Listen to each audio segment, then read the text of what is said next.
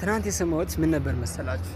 አንድ መንፈሳዊ ቦታ ሄጄ ነበርና ጉባኤ ነበር የተማርኩት የሰማሁት ማለት ነውና አንድ አባት ሲያስተምሩ የሰማኋቸው ምን ነበር መሰላችሁ? አርባ ጾም አሁን ሊገባ ነው አለና ሰኞ ስለሆነ የሚገባ እሁድ ቅዳሜ ይበላል ምናምን ነገር አለ። ኔክስት ደግሞ አለ ሰኞ ጠዋት አለቃው ምናምን ተጣጣባል ይጸዳዳል ምናምን ነገር አለና ያን እቃ አጣቢው ሰዎች አጣቢው እቃውን በደንብ በአጃክስ በአመድ በምንም በደንብ በሳሙና በደንብ ያጥቡታል አለ።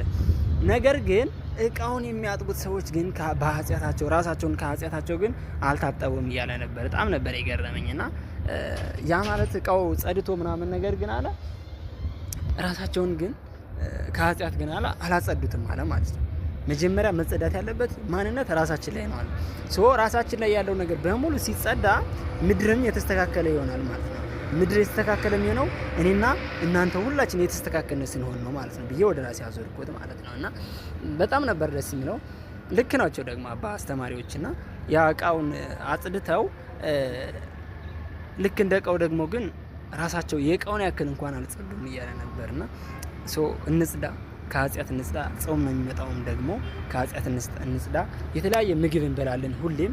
ነገር ግን ምን በላው በሙሉ ደግሞ ከአንገታችን በላይ ላለው ነገር ሳይሆን ከአንገታችን በታች ላለው ነገር ወይም ደግሞ ለተጎታቸው አካል ነው ምን በላው ማለት ነውና እስኪ አሁን ደግሞ ከዚህ በላይ ላለው ስጦታ እንስጠው ብላችሁ ግን እኛም ብትጠቀሙበት ሪኮመንድ አደርጋለሁ ማለት ነው። ስላገኘኋችሁ ደስ ብሎኛል።